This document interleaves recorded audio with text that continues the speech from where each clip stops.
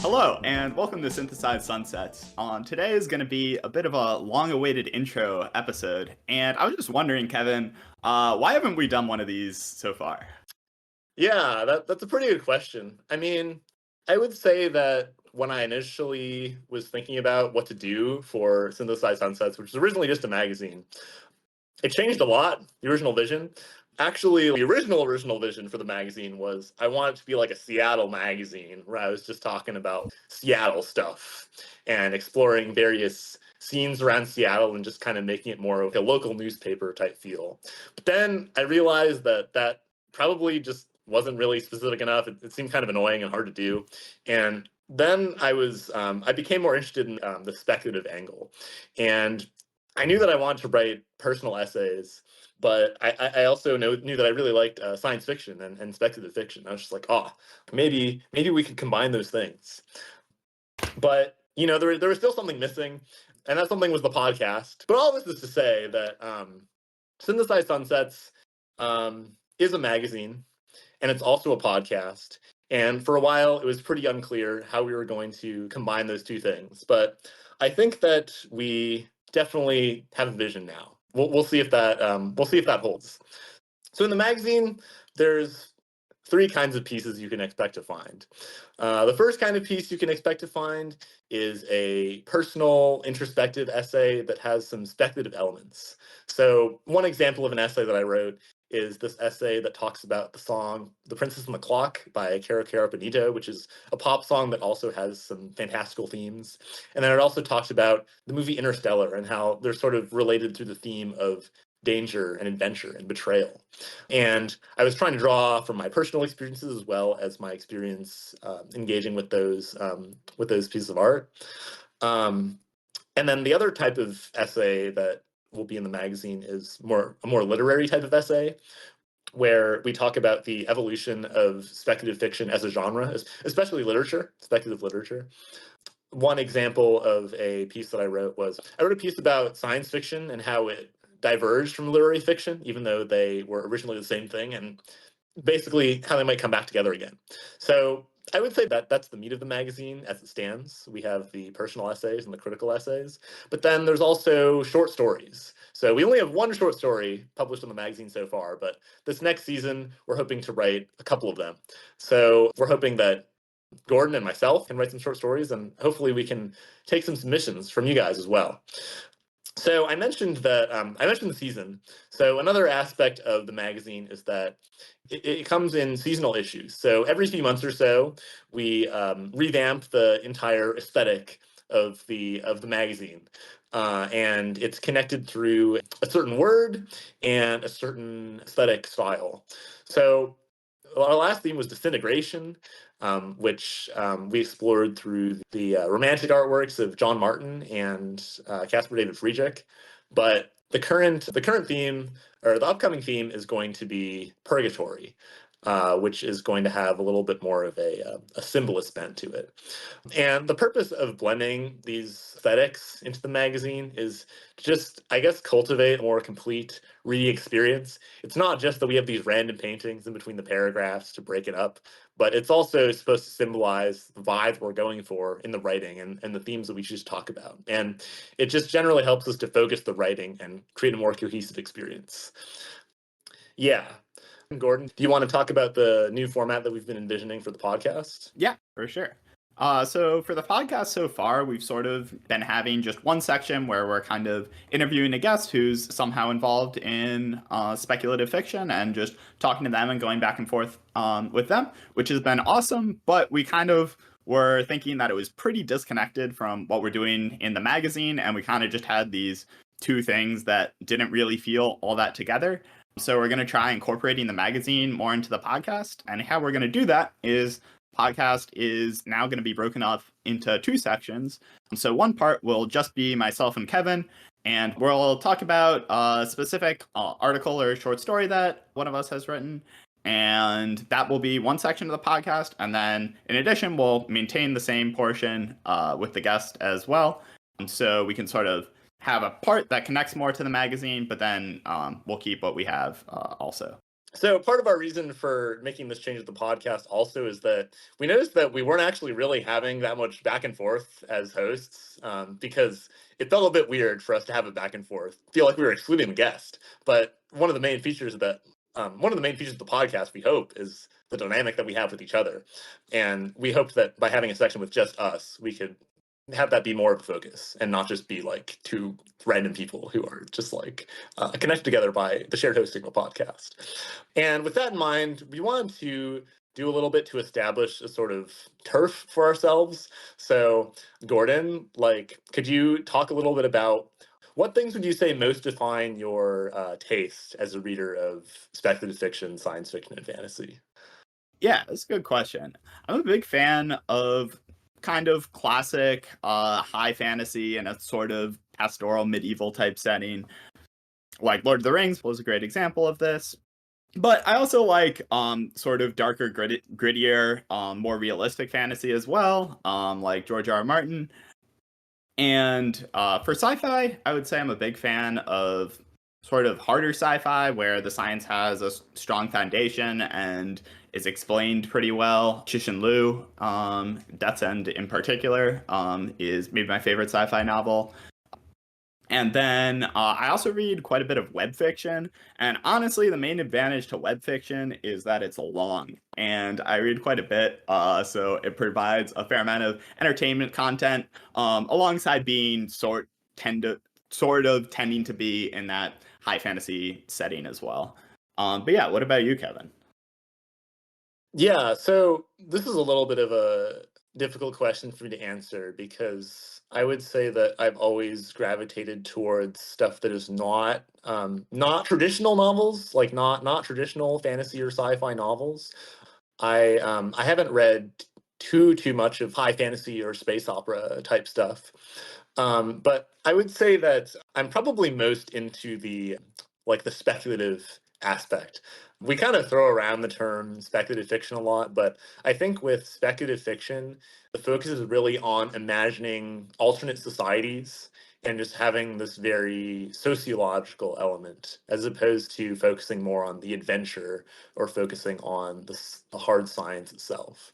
So I would say that's probably my biggest interest is just any sort of work that really tries to cook with a sociological angle. So I would say that probably the most representative author for this is Ursula K. Le Guin. She's a pretty well-known author, but she's basically a child of two anthropologists, and you can really tell in her writing because she does a lot to create novel societies with interesting anthropological conditions. For example, she wrote this book about the gender roles that arise in a society where the gender ratio is 12 to 1. And there's a lot of political aspects that come through in her writing as well, but in a way that's maybe not so didactic, which I appreciate. Another author that I would put in that camp is John Boyce. Now, John Boyce is not really like a conventional science fiction author. He's technically a sports writer and like a sports video producer, but he's written a lot of works about what would happen if you just played crazy games on an epic scale with the human race. And so one of his most famous books are about playing. Well, I mean, I guess I would hesitate to call his most famous works books, but they're essentially these multimedia narratives on the internet about massive sports games. There's this one book called 17776, which is about these humans that live forever, and they learn to amuse themselves by playing big sports.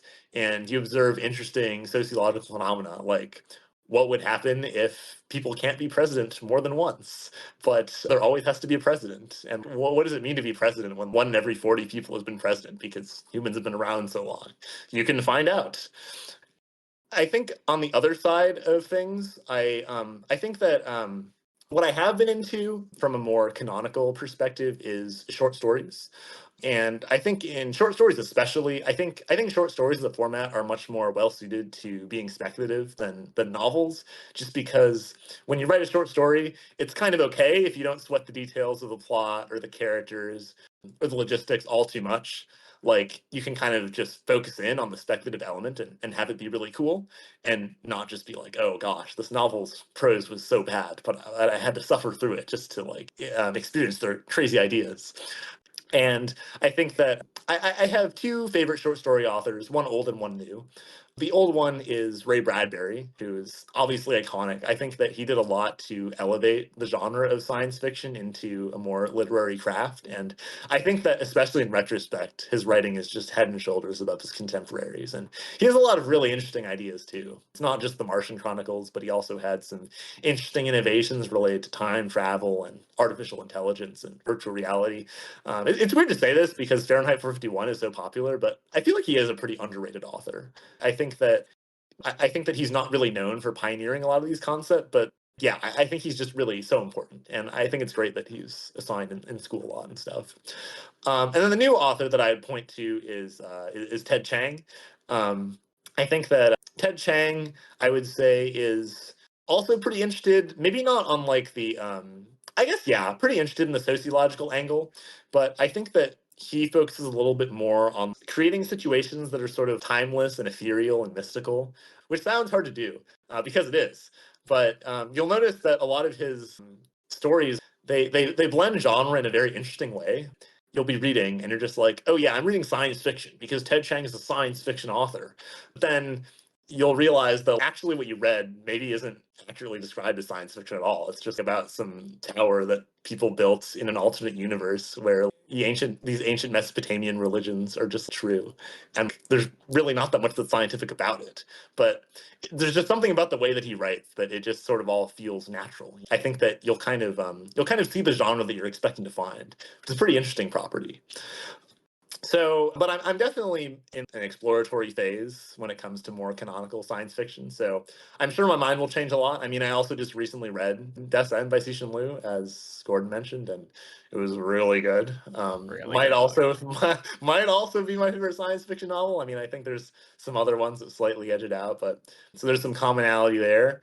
But you know, and I'm also pretty into web fiction, and I know Gordon has a soft spot for some of the authors that I mentioned as well. Can you think of some other authors that we both like, Gordon?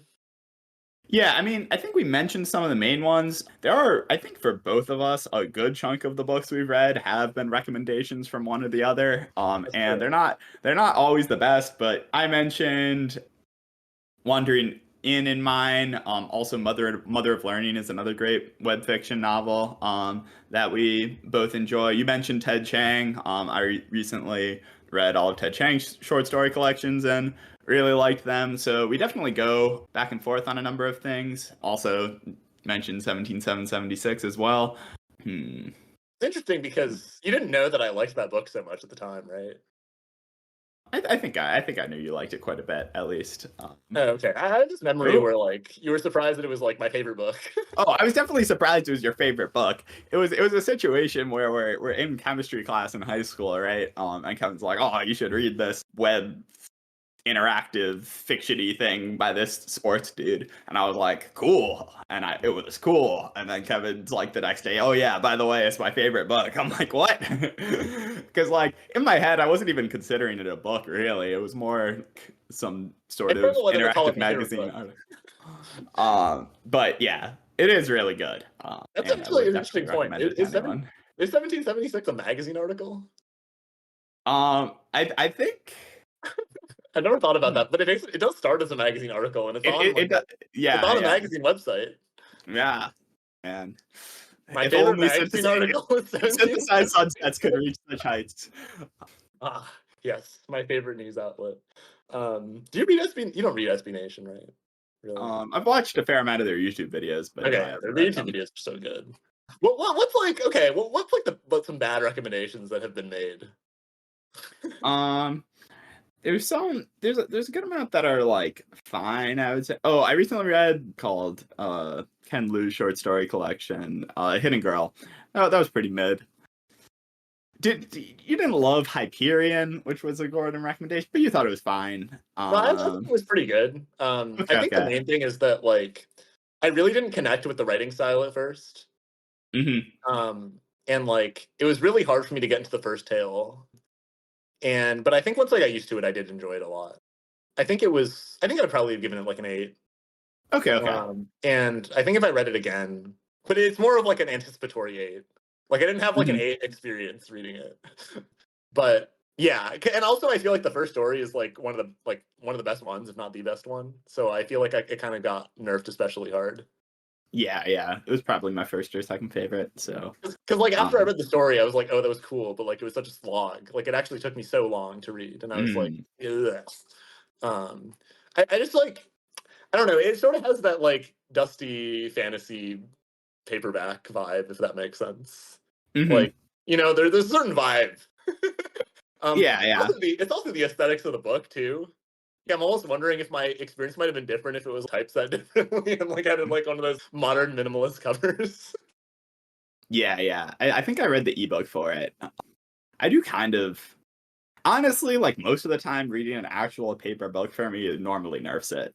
I normally just read either ebook or listen to audiobook for most things I read. Even though I do like important question. Ebook or PDF? Do Wait, you prefer to have like an ebook with pages or like a web page or a PDF? yeah. I prefer to have an ebook, I would say. I like flipping pages, but That's scrolling's not terrible. See, I mean, I have a hot take where I think ebook is the worst by far.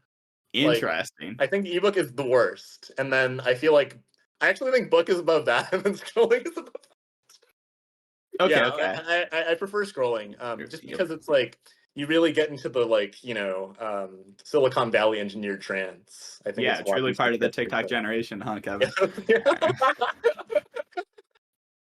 Yeah, I don't mind scrolling either. I definitely like the web fiction, scrolling for a while and then pressing the next chapter button. That I think is actually a good sweet spot, because I feel like scrolling forever is a bit. If it's just a 300-page PDF, that's kind of this. Yeah, it can get a bit tough. Yeah, it can get a bit tough. I want like a break somewhere, but that's a good point. I think if it was a whole book, I mean, I think the thing that really kind of scroll pilled me is I read all of Candide just like on this one webpage. And I was like, wow, I can just do that. Like, that's crazy. And it was so short because I was just scrolling. I was scrolling. I'm like, man, it's like I'm not even reading. That sounds so like, yeah. Yeah, I can't relate to that one. I don't know.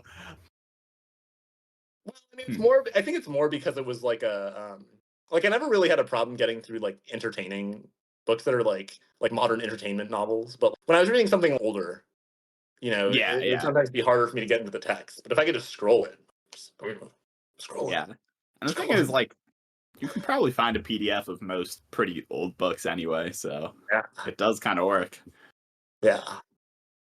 Anyway, so our preferences are pretty overlapping, but when it comes to the podcast, we're going to try to focus a little bit in our area, so to speak. So if we have a guest that's more into high fantasy, probably Gordon will be doing more of the talking. If we have an author that's more into the speculative fiction side of things, it'll probably be more of me. But this delineation isn't super cut and dry. It's more just like, I guess, a sort of bias that we have more than anything.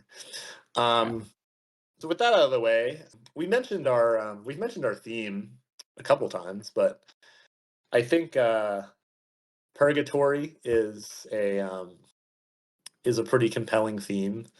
I think that some of the most interesting literature is just about a character being trapped in some kind of purgatory. And I also think that purgatory and liminality in particular is a pretty deep fascination with the internet. And because I have a bias towards fiction that's more digital in nature, I also share this fascination. Like, I've definitely spent times looking at the backroom liminal spaces subreddit. So there's definitely there's definitely been like an aesthetic pull for purgatory for me for a while. Yeah, but I guess we're being kind of non-specific. So Gordon, what does purgatory mean to you? Yeah, when I think of purgatory, I think a lot of things with themes around immortality for one, because purgatory, think of kind of like a nothing space where not too much is happening, but the key thing is not too much is happening forever. You're kind of just stuck there waiting. And yeah, immortality, maybe stuff with memory. feel like there's a lot of interesting things about loss of memory and whatnot. And I think that also can put you into a purgatorial space as well. But yeah, for the for this but yeah, with the purgatory theming, we're gonna have a number of paintings in the magazine. So Kevin, can you tell us a little bit about who you've chosen for the artist for this season? Mhm. Yeah, so choosing some art for this season was a little bit of a struggle because we have generally in the past focused on romantic art because I would say that our magazine just has generally romantic themes, but romanticism doesn't always go super well with purgatory and liminality. That's not really a focus of the genre. And I would say that the most famous romantic painter who does kind of deal with those themes is actually Caspar David Friedrich, who we used for the previous season. So I was really trying to rack my brain for who we could pick. And I eventually decided that we would dip our toes into symbolism a little bit. So symbolism is an art movement that came pretty close after romanticism, and it was a sort of rejection of the more realistic elements of the genre and realist painting as a whole. The point of symbolism was to draw more inspiration from the immaterial world, so the world of dreams, the world of myth, and it was a direct influence on surrealism, which became a much bigger art movement and directly followed it. But you can see some of the early traces inside of symbolism. And I wanted to focus on artists who are sort of a bridge between romanticism and symbolism. So we still got a little bit of that romantic edge, but it's still a different focus. And I think that the painting that best represents this sort of fusion of styles to me is Isle of the Dead by Arnold Böcklin. Now, Isle of the Dead is an interesting painting because, well, first of all, it was just very, very popular. Like, I think at a certain point, it's like 25% of Germans had it or something. Um, it basically, it shows, I don't know if we can put it up on the screen, but it basically, let me get a picture of this. I had one. You should maybe pull a picture up too if you can. I will. But there's a couple of versions of this painting, but all of them all of them show this sort of stone island, and you have this boat that's coming up to the island, and you have a passenger, and then you also have this mysterious figure who's cloaked in white, sort of implied to be an immortal figure of some kind. And I think what's so cool about this painting is that for whatever reason, I don't know why, the setting just feels really disconnected from everything else ever. Like, would you share that sentiment, Gordon? Like, it really just feels like it's not in the world of anything. Yeah, yeah. And I think that specifically is what I would say makes it feel especially on theme in this scenario. It does feel like some sort of afterlife, but it very much doesn't look particularly happy, but also doesn't look particularly sad or dread inducing. Did you have anything else to add about the painting? What are some things that you thought about it? Just like as like a first glance. Yeah, I don't know. I like the painting. I feel like I'm not the best at analyzing what makes me like art, but yeah, I think it just does have a sort of otherworldliness to it that feels almost a bit out of place in that I don't think there's anything depicted that's particularly unreal. It's not like some fantastical mythological creatures are everywhere. Maybe this person standing up on the boat is, but they could also just be a dude in a white cloak, right? It's not like a particularly crazy looking thing, but at the same time, there's something about it that just makes it look like, okay, this could not be a picture taken somewhere on the earth. Um, yeah, Yeah. And I think there's a lot of value to that more intuitive level of analysis. I think even without knowing more granular stuff about artistic technique, you can say these things. Yeah, for whatever reason, there's just this visual subtext that it's not a thing that can actually happen. Even it's like not even really clear why that is. Um, but I think that the quality that you mentioned, I think, is what makes it so so singular because most symbolist works just are a lot more surreal looking. Like they really don't resemble things in the real world. They're kind of stylized. You have things with weird eyes, weird like angel, demon, fairy creatures. And on the romantic side, you don't really have that many romantic artists that are tackling themes that are like this ethereal. And this includes Böcklin himself. Isle of the Dead is a pretty singular painting in terms of his overall work. And he was sort of a one-hit wonder, in part because he wasn't capitalistic about it and tried to make, well, I guess he did make like a bunch of versions of it, but in terms of the rest of his art, he didn't really try to play off of those same themes. And I think an artist who better represents the style of Isle of the Dead is this artist named Karl Wilhelm Diefenbach, who even did his own version of Isle of the Dead, which is pretty funny. Like it looks almost the exact same. But he also just has a lot of paintings that are in that spirit. And in some ways, I feel like he sort of picked up the slack where, this could have been Arnold Böcklin's career, but because he wanted to paint more stuff that was more true to himself, I suppose, he didn't end up doing that. There are two pretty specific things that come to mind, actually, when I look at this painting. The first one is Mortis, which I don't know if you're a big enough Star Wars nerd for this, Gordon, but there's That this I am. there's this planet called Mortis in Star Wars, and one of the most interesting episodes of Star Wars: The Clone Wars centers around Anakin and I think it's Anakin, Padme, and Obi-Wan, just all like the squad going to Mortis, which is this planet that determines the balance of the Force, basically. And on this planet, you have this person who is like the personification of the dark side, and you also have this person who's the personification of the light side. It's a really weird episode. It almost doesn't totally feel like it's Star Wars because it's just there's all these like weird like spiritual qualities about it. But they go on to Mortis and they have all these really bizarre experiences talking to the literal embodiment of dark and light. And I don't want to spoil the episode, but definitely some shit happens. And one thing that happens in particular is that Anakin actually has premonitions of the person that he will become. He sees himself as Darth Vader. And that was sort of the hook for the episode when they were running commercials for it on TV. It's really interesting because they go to Mortis and then shit happens and then it's obviously very foreshadowy and it feels in some way consequential, but then they just leave and it doesn't really feel like what they did on Mortis mattered a whole lot. It felt very much kind of like pulled out of the timeline.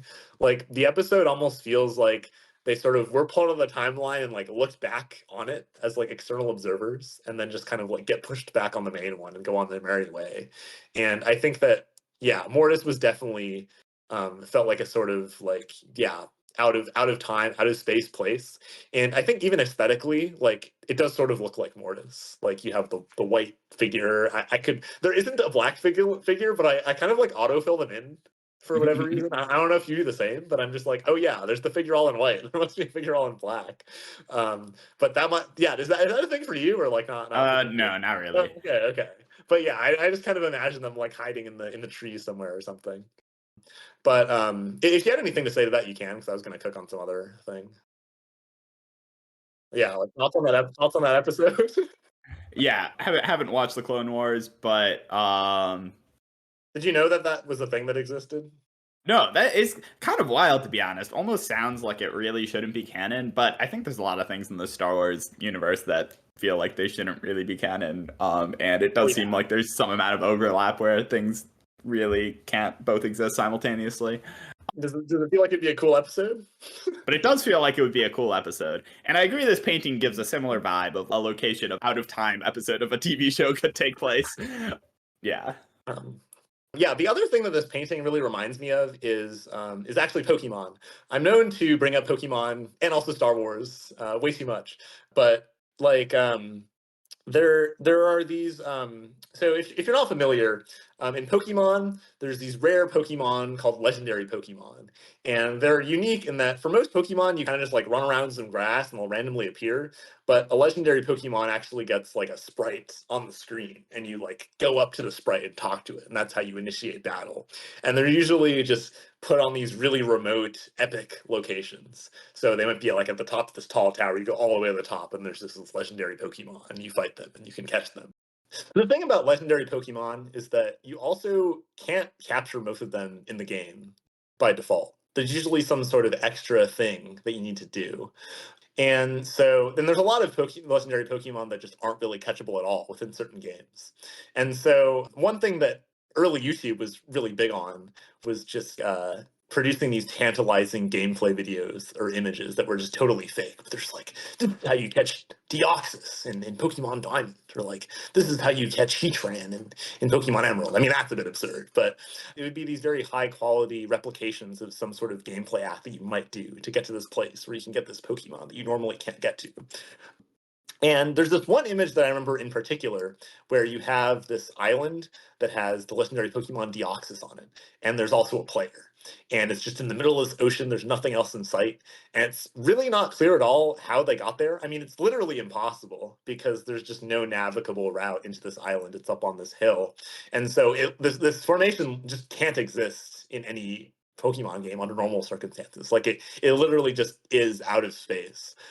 And there was something that was very captivating about that image to me. I remember when I had this Pokemon birthday party, I hung up a bunch of Pokemon pictures, but I had this one specifically, and I would just look at it for a while, just like, wow, that really is a dude and some Deoxys that are ready to encounter each other. That's pretty cool. And I just think there was a lot there. And I think that Isle of the Dead and this Deoxys pixel art are just very thematically cohesive for me for some reason. Like I can't look at the Isle of the Dead painting without thinking about that Deoxys image. And I'm not going to talk about Pokemon all day. I also wanted to talk about some literary works that embody purgatory for us. So, Gordon, what's a book that you would say feels especially purgatorial?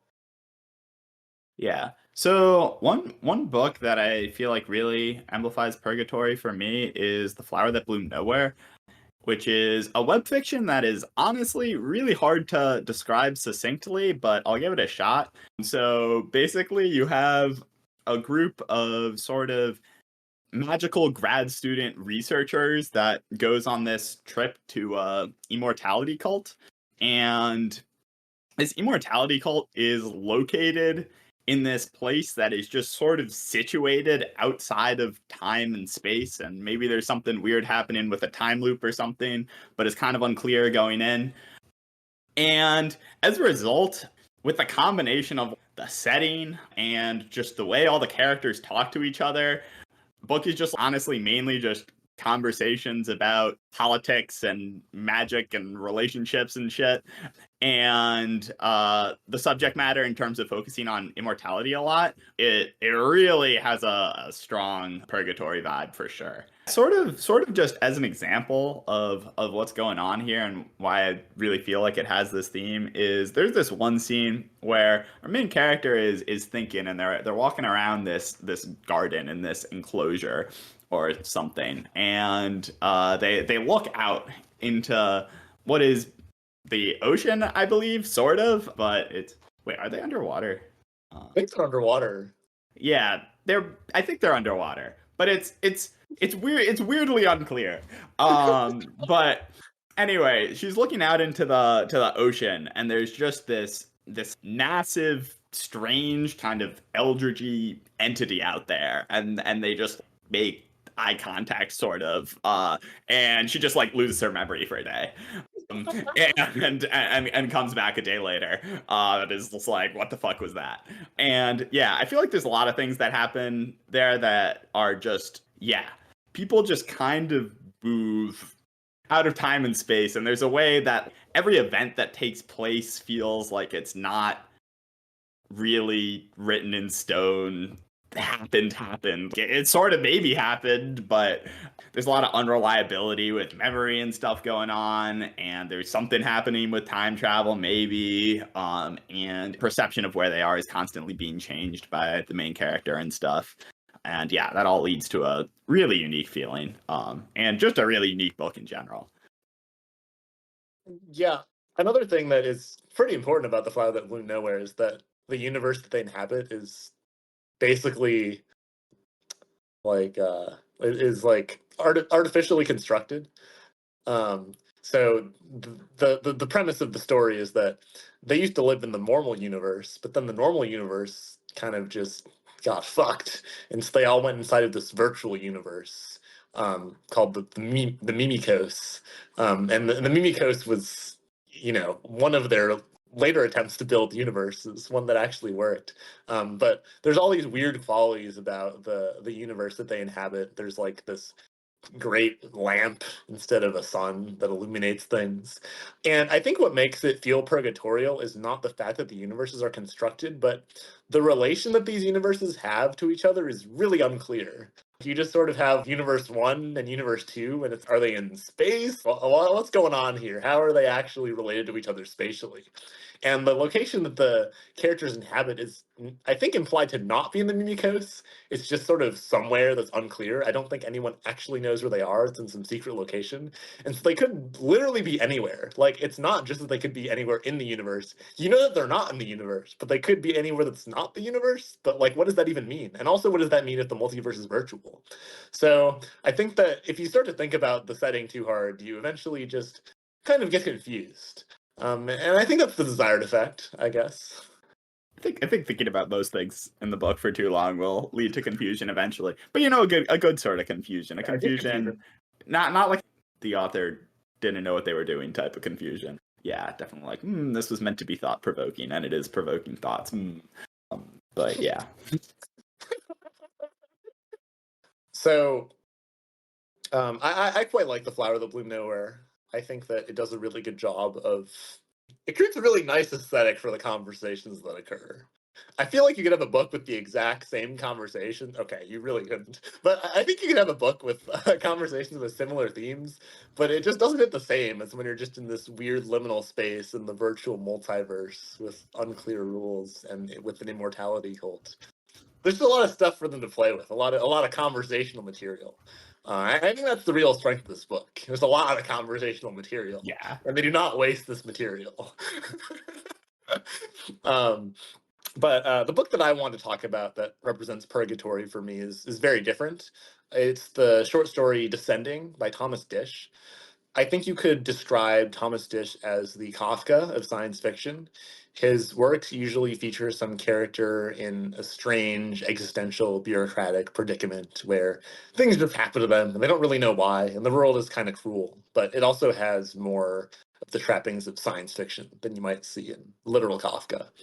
And perhaps his most famous short story is the story called Descending, which is basically about this guy that's going about his day, and then he's at the mall, and he makes some purchase at the mall, and then he decides that he's just going to take the escalator to go back down to wherever it is he's trying to go. And I believe it's the case that he didn't take the escalator up, so he hasn't really been in this area of the building before. But what happens is that he goes down the escalator, and then he goes down the escalator again, and then he goes down the escalator. And at a certain point, he's pretty sure that he's taken enough escalators to get to the bottom, but he's like, oh, I don't know, maybe the entrance is underground over here or something. So he just goes down another escalator. Then he goes down another escalator. And then at a certain point, he's just like, okay, there's no one here. I've gone down like 20 escalators at this point. What the fuck is going on? Like, does this like end? And he's just kind of looking around. He's like, I see a lot of escalators. There's no up escalator, actually. There's only down escalators.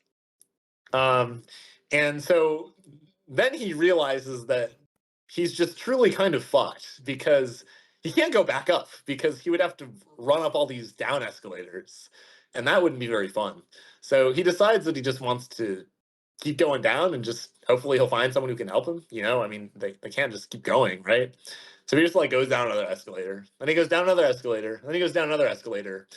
And at a certain point, he's just like, man, I really should go back up, but I'm just so far down. Like I've gone down so many escalators, and so he decides that yeah, all right, you know what? I'm gonna go back up, and so he just tries really hard, and he's really tired at this point, but he manages to go up a down escalator, like in the reverse direction, and then he's just fuck. There's a lot more escalators, but he has a lot of determination, and he's just trying to keep going up these down escalators, but eventually it's just too much. He just hasn't had that much to eat. He's totally exhausted, and he just kind of admits defeat. He just slides down this down escalator that has finally defeated him, and he's just like, fuck. I guess I just have to keep going down because I can't keep going up. So he goes down again, and he goes down, and he keeps going. And that's basically the story. I didn't spoil the end, I suppose, but I mean, I don't know if there's necessarily much of a spoiler to be had. It's just kind of a situation, and yeah, I think that the purgatorial aspect of this story is pretty implicit. I basically explained the entire story to you right there, but I think that I've always felt that stairwells are kind of liminal. And I think it's probably because I spent a lot of time going downstairs by myself in elementary school. A lot of times when there was no one around. I would imagine this is a pretty typical experience, but I think I probably ended up doing it more. There were just a lot of situations where I was like basically alone in these spaces and like going up and down an escalator or going up and down stairs.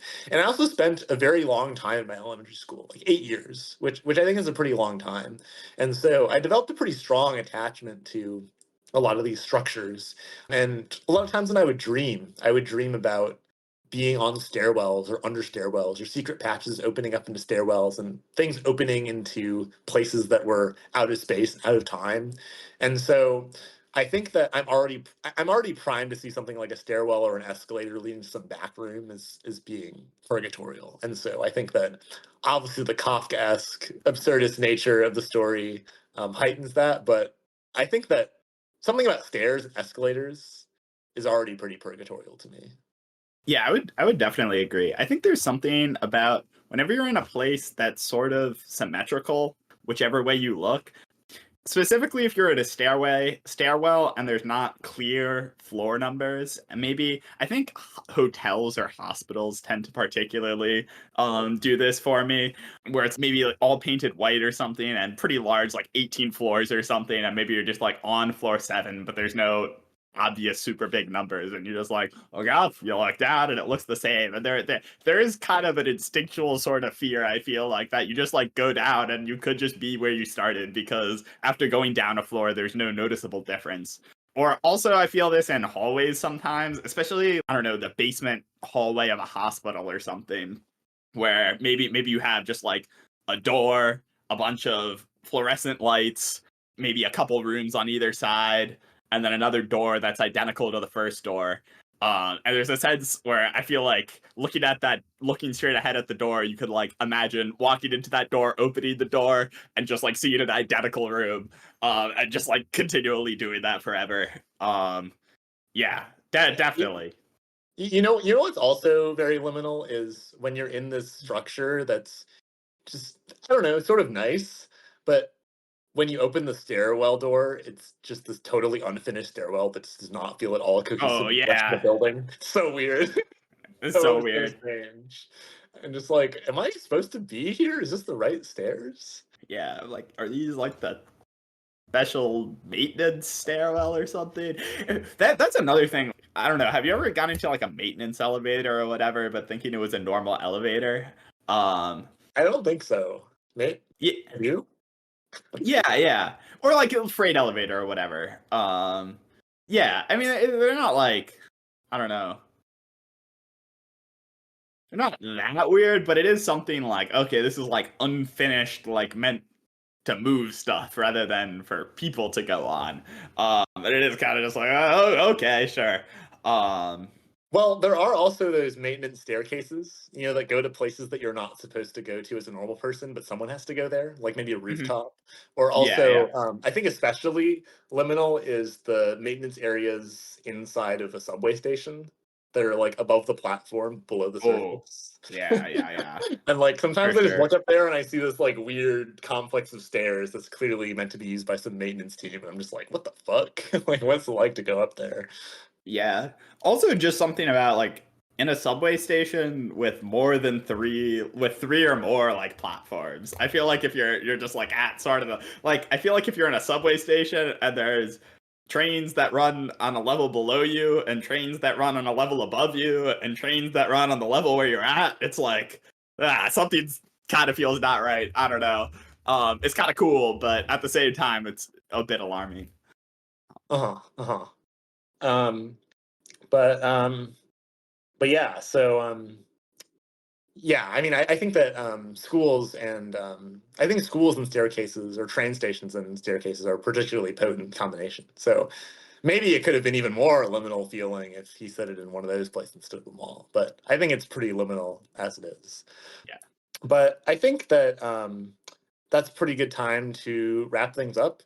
I just wanted to reiterate that our magazine is open for submissions. If you have any idea for a personal essay infused with speculative elements or a short story that fits with the theme, let us know. We're certainly open to submissions of any kind. And even if your submission isn't a great fit for the magazine, we're definitely willing to help you hash it out and turn it into something that is. And also, we have an exciting slate of guests for this next season. We're looking to expand more to the general speculative fiction community around Substack and try to get more guests that aren't just our friends, even though we love them. So you can look forward to that. And you can also look forward to a more regular update schedule. In the past, we posted essays and podcast episodes a little bit more sporadically, but you can expect us to establish a little more of a weekly cadence. So you won't just be sitting there and be like, oh, a really long essay, or like, oh, nothing for like 3 weeks. So that should be a welcome change as well. But yeah, I mean, Gordon, did you have anything else to add? That pretty much covers everything, but we're looking forward to all the changes, and we'll see you all next week.